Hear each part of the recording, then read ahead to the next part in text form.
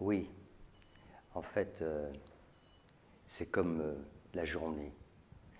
Si on observe comment les choses se passent, alors on va les regarder dans le bon sens. D'abord est la nuit, et progressivement, le jour va commencer à poindre, l'aurore, etc. Et progressivement, la lumière du jour va s'élever. Il en est de même dans notre cheminement. C'est un phénomène de maturité, en fait.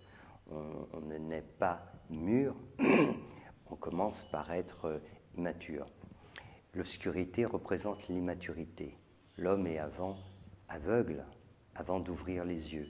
Il est dans le ventre de la mer, il ne voit pas ce qui se passe à l'extérieur, et quand il sort du ventre de la mer, il commence à respirer, puis après il ouvre les yeux, il rentre dans cette nouvelle dimension.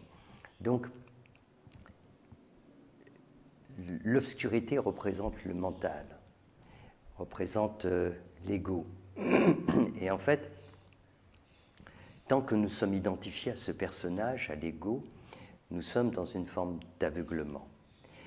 Et c'est pour cela qu'il arrive un moment donné où nous ressentons cet appel de l'âme, ce besoin de nous élever en conscience, et à partir de là commence le cheminement spirituel. Et ce cheminement, il commence en prenant conscience progressivement que nous sommes plus que cela, plus que ce corps physique, plus que cet individu, cet ego, qu'il y a autre chose. Et quand nous avons la perception, l'intuition de cela, alors on commence à se mettre en chemin.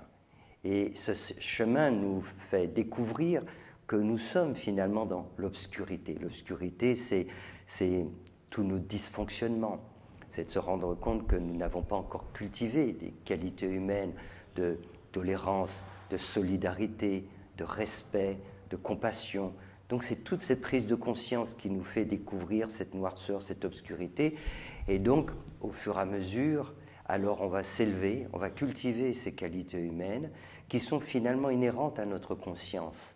C'est pas juste, c'est déjà un bien de cultiver ces qualités, car elles nous font du bien, elles font du bien aux autres, elles font du bien à la planète.